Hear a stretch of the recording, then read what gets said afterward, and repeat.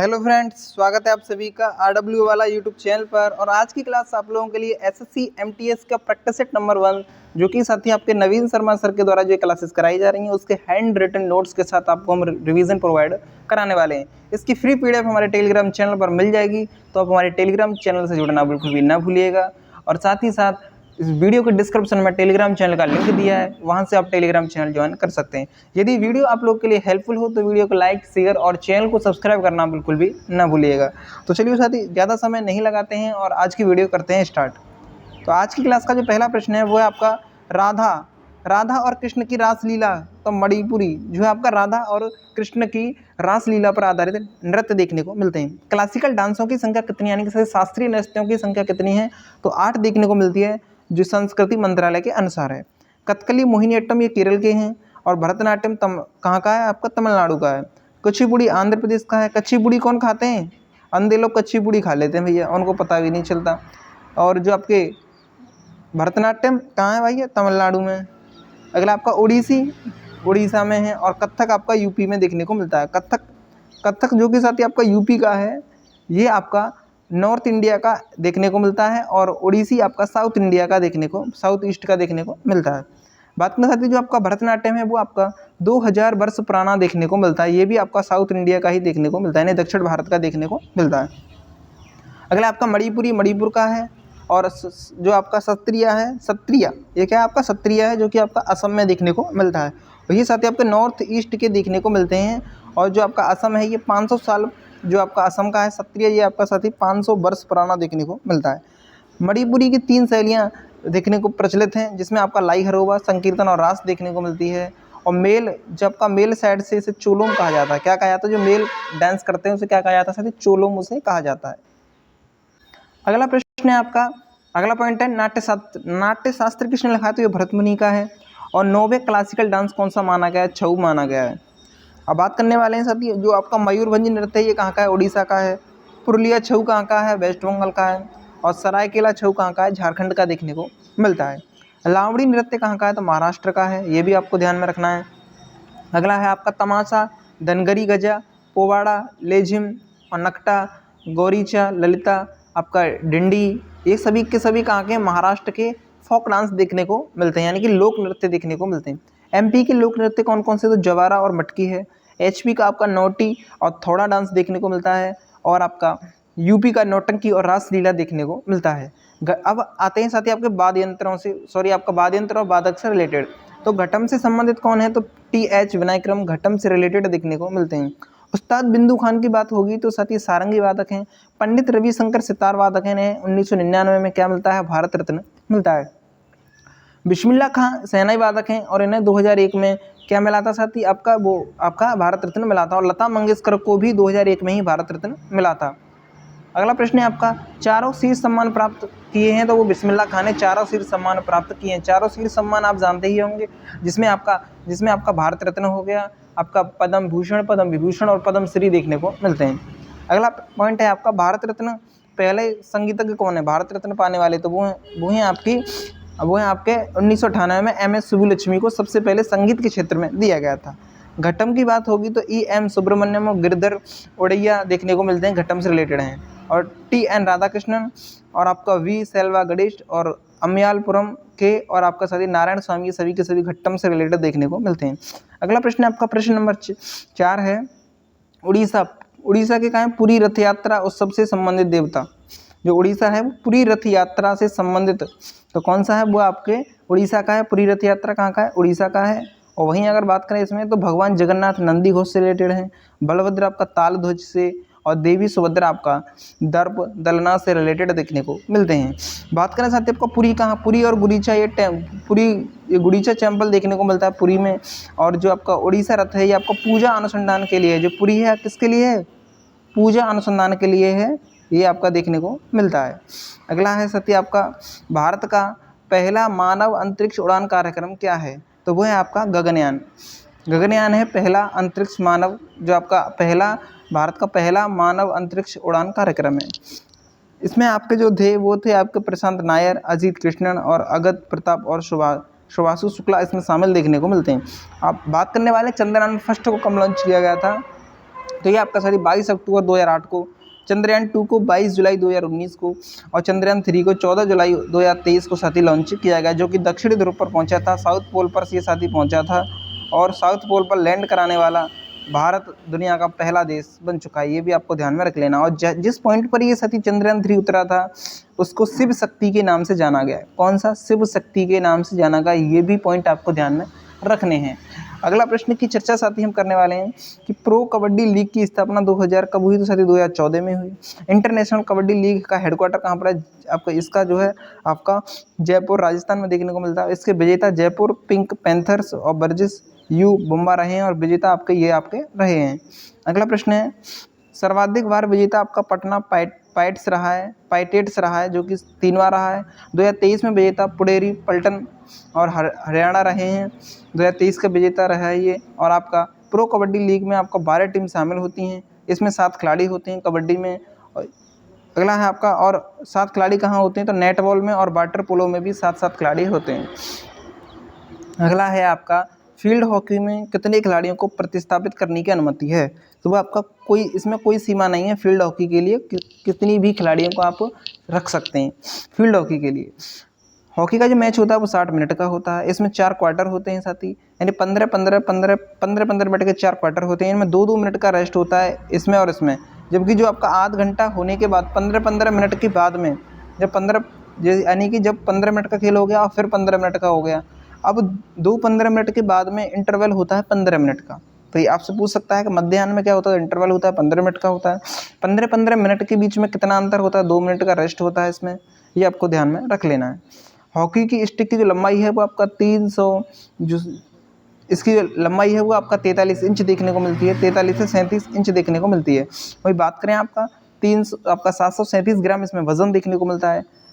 अगर बात करें साथ ही फील्ड की, तो ये आपका 91 मीटर लंबाई का होता है और 50 से 55 मीटर इसकी चौड़ाई देखने को मिलती है। हॉकी की जो रोस्ट है, गोल रोस्ट है, तो वो आपको इसकी लंबाई कितनी होती है? गोल रोस्ट जो होता है, गोल करने का जो जगह होती है, वो आपका 2.14 मीटर इसकी लंबाई और चौड़ाई इसकी 3.66 मीटर होती है। अगला है आपका प्रश्न, एनिमल फॉर्म उपन्यास किसने लिखा है? तो जॉर्ज ऑरवेल ने लिखा है और इन्होंने ही वर्मीज डेज बुक भी इन्हीं की है। थॉमस हार्टी क्या है? The return of the native हो जाएगा। चार्ल्स डिकेंस की ओलिवर ट्विस्ट हार्ड टाइम्स इन्हीं की बुक देखने को मिलती है। अ टेल ऑफ टू सिटीज़ ये भी आपका चार्ल्स डिकेंस की बुक देखने को मिलती है। शेक्सपियर की बुक की बात होगी साथी, तो रोमियो जूलियट हो जाएगा, किंग लियर हो जाएगा, मैकबेथ हो जाएगा, हैमलेट हो जाएगा, जुलियस हो जाएगा और सीजर इन्हीं की बुक है शेक्सपियर की। अगला आपका लियो टॉलस्टॉय की बुक कौन सी है? तो वो है आपकी अन्ना कैरिना और वॉर एंड पीस, जो कि साथ ही यूपी पुलिस कांस्टेबल की 31 तारीख की सेकंड शिफ्ट में ये प्रश्न आपका बन चुका है कि वॉर एंड पीस किसकी बुक है? तो लियो टॉलस्टॉय की।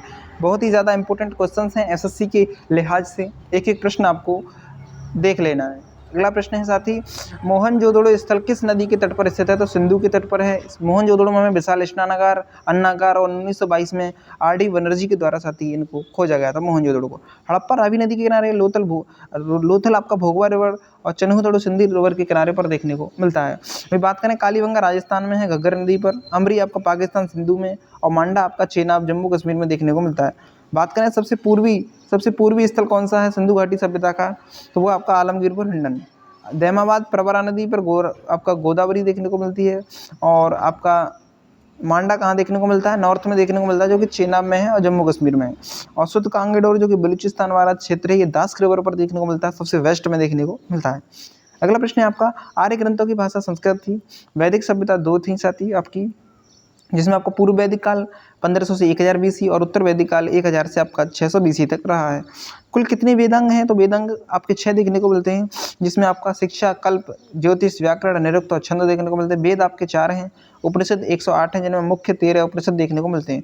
पुराण 18 हैं, जो कि सबसे पुराने देखने को मिलते हैं। इसमें जो साथी आपके लक्ष्य हैं वो 4 हैं और सूक्त आपके 5 देखने को मिलते हैं। विष्णु, पुरुष, श्री, भू और नीला, ये सभी के 5 इसमें क्या है? सूक्त हैं। सबसे पुराना वेद पूछ ले तो ऋग्वेद है, नवीन पूछे तो अथर्ववेद है। कर्म और आपका काम, अर्थ, धर्म और मोक्ष की बात करेगा तो लक्ष्य की बात होगी। ये 4 हैं आपके, कौन कौन से? 4, जो कि यहाँ पर आपको ये बताया दिया गया है।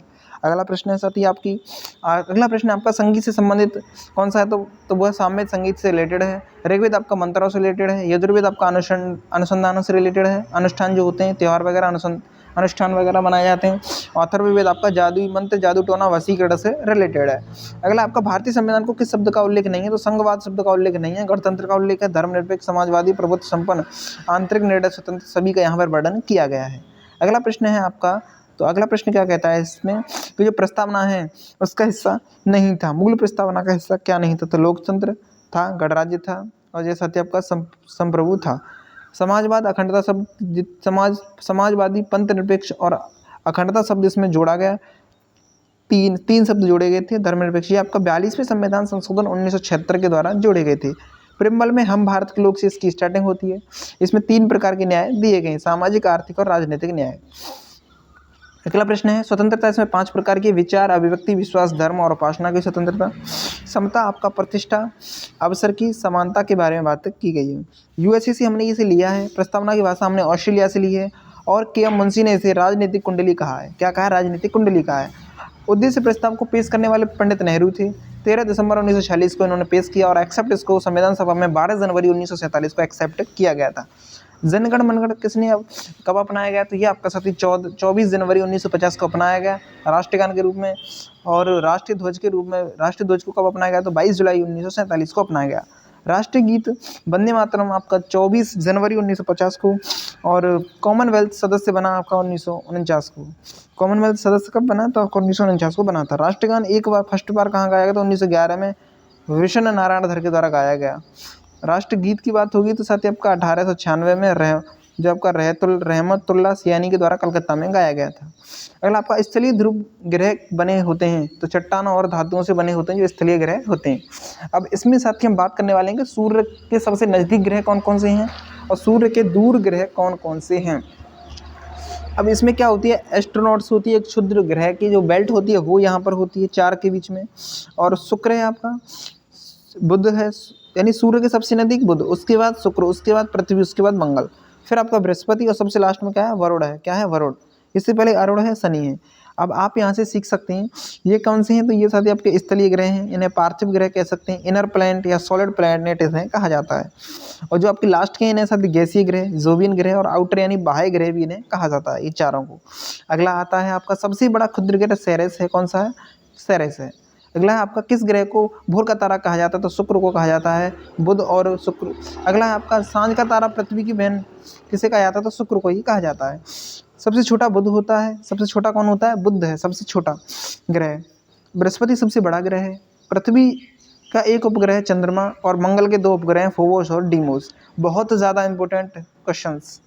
अगला है आपका चंद्रमा की त्रिज्या पूछ ले तो आपका इसकी जो त्रिज्या है वो आपका 1.74 गुणा 10⁶ मीटर देखने को मिलती है और आपका 1740 किलोमीटर तक इसकी त्रिज्या देखने को मिलती है। पृथ्वी की त्रिज्या 6371 किलोमीटर देखने को मिलती है, जो कि आपका यदि हम चंद्रमा की त्रिज्या में 3.5 का गुणा कर दें, यानी 3.5 का गुणा कर दें, तो वो पृथ्वी की त्रिज्या के बराबर लगभग आ जाएगा।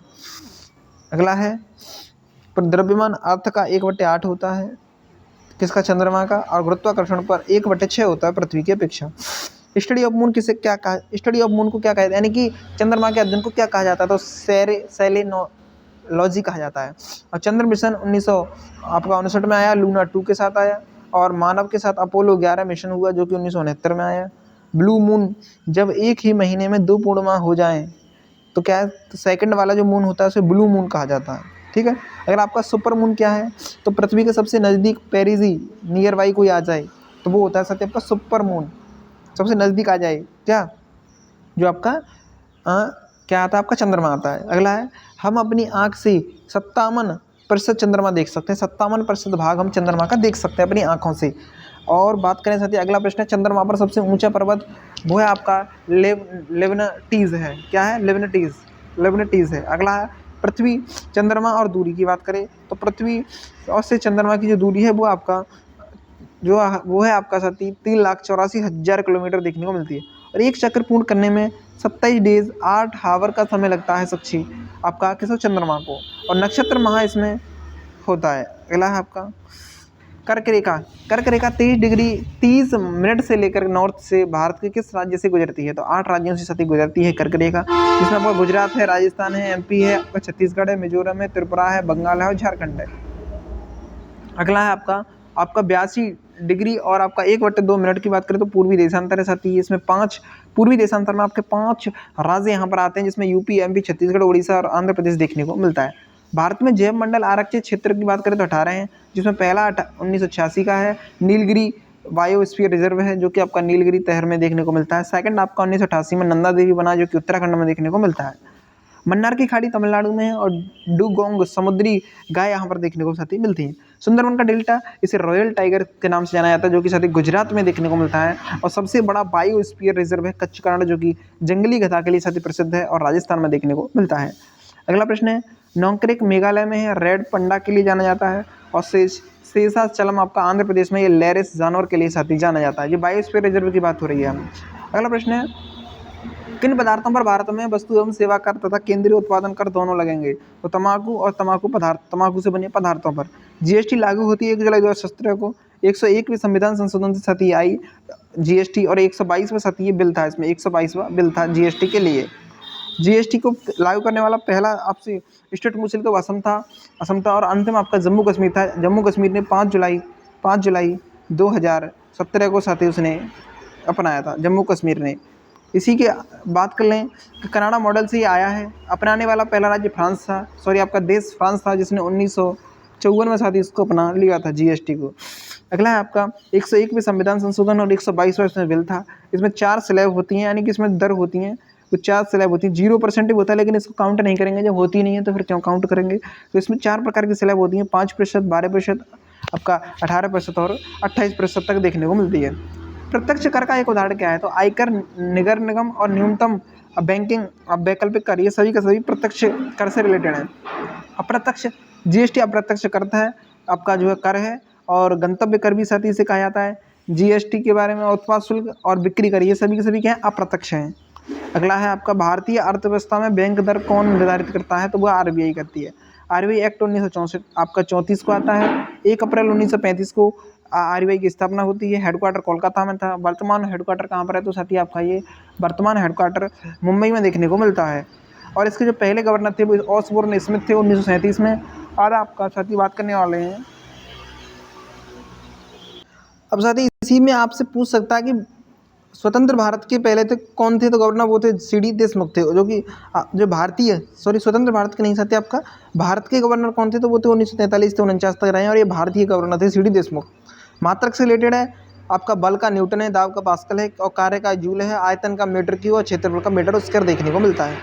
अगला आपका द्रव्यमान का केजी है, ज्योति तीव्रता का कैंडेला, आवृत्ति का हर्ट्ज, और इन्हें आप देख सकते हैं बहुत ही ये आपके मात्रक हैं और इम्पोर्टेंट मात्रक हैं, इनको आप एक बार रिवाइज कर लीजिएगा। अगले प्रश्न को मैं आता हूँ। अगले प्रश्न पर प्रकाश की तरंग दैर्घ्य मापने की इकाई क्या है? 7 रंग होते हैं प्रकाश की तरंग दैर्घ्य में, जिसमें विवग्योर के रूप में साथी ये बढ़ता चलता है। इसमें रेड की तरंग दैर्घ्य सबसे ज़्यादा होती है, आवृत्ति कम होती है। आवृत्ति क्या होती है? कम होती है। फिर बात करें जो वॉयलेट है, जो आपका बैंगनी है, उसकी अगर बात की जाए तो तरंग दैर्घ्य इसकी सबसे कम होती है और आवृत्ति सबसे ज़्यादा होती है। चलिए साथी अगला प्रश्न है, सोडियम का परमाणु द्रव्यमान कितना है? तो वो आपका सोडियम के बारे में बात करेगा तो सोडियम का 11 होता है और 23 इसका परमाणु भार होता है। ठीक है। अगला इससे जैसे ही आपका ऑक्सीजन है और आपका जो ऑक्सीजन है उसका परमाणु क्रमांक पूछे तो 8 और परमाणु द्रव्यमान पूछे तो 16 होता है। अगला है आपका अगला प्रश्न है इसी से कि अम्ल और क्षारक के बीच होने वाली अभिक्रिया क्या कहलाती है? तो वो आपका उदासीनीकरण अभिक्रिया कहलाती है।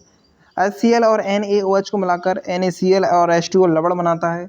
और pH स्केल की बात करेगा तो ये सोरेनसन ने दिया था। 0 से 7 के बीच अम्ल होते हैं, 7 से 14 के बीच क्षारक होते हैं और 7 होगा तो उदासीन साथी हो जाएगा pH। अगला आपका कौन सी विटामिन हमारी हड्डियों और दांतों के लिए कैल्शियम का उपयोग करने में शरीर की सहायता करती है? Vitamin D. विटामिन ए का रासायनिक नाम रेटिनॉल, थायमिन, बी का सी का एस्कॉर्बिक, डी का आपका कैल्सीफेरॉल, ई का टैकोफेरॉल और के का फिनोक्विनोन देखने को मिलता है। और डी आपका हार्मोन्स भी कहा जाता है। डी को क्या है? कौन सी विटामिन है जिसे हार्मोनल कहा जाता है? तो विटामिन डी को कहा जाता है। बॉडी में स्टोर जो होती है वो बी और सी होती है। जल में घुलनशील होती है बी और सी। और KEDA कीड़ा जी जो होती है आपका ये आपका वसा में घुलनशील होती है। घरेलू कुत्तों के वैज्ञानिक नाम क्या है? तो वो आपका कैनेस ल्यूपस फेमिलियरिस। गाय का वैज्ञानिक नाम बॉस इंडिकस है, भैंस का बुबलिस बुबानिस है और बिल्ली का फेलिस डोमेस्टिका है। इसी प्रकार के और आप बात करें हिनाम पद्धति के जनक घरेलू कृषि से रिलेटेड ही आपका देखने को मिलता है। हिराम जो है इस पद्धति के जनक देखने को मिलते हैं वैज्ञानिक पद्धति के। अगला है आपका, इन्हें आप देख सकते हैं एक बार कि बिल्ली को क्या कहा जाता है, मक्खी को क्या कहा जाता है, बकरी को क्या कहते हैं, मनुष्य को क्या कहते हैं, ये सभी के सभी इनके वैज्ञानिक नाम हैं। और अंतिम प्रश्न है आपका, होमवर्क का प्रश्न है, भारत के राष्ट्रीय पक्षी का वैज्ञानिक नाम क्या है और कब इसको राष्ट्रीय पक्षी घोषित किया गया था। तो ये आपको सर्च कर लेना है, आपको इसे याद कर लेना है कि भारत का राष्ट्रीय पक्षी कौन था, कब इसको बनाया गया था। तो ये आपके लिए एग्जाम के पॉइंट ऑफ व्यू से आपके लिए इम्पोर्टेंट है। अगर आप इस क्वेश्चंस को देखते हैं तो एक बार कमेंट बॉक्स में ज़रूर बताइएगा। तो ख़त्म करते हैं वीडियो। जय हिंद, जय भारत, वंदे मातरम।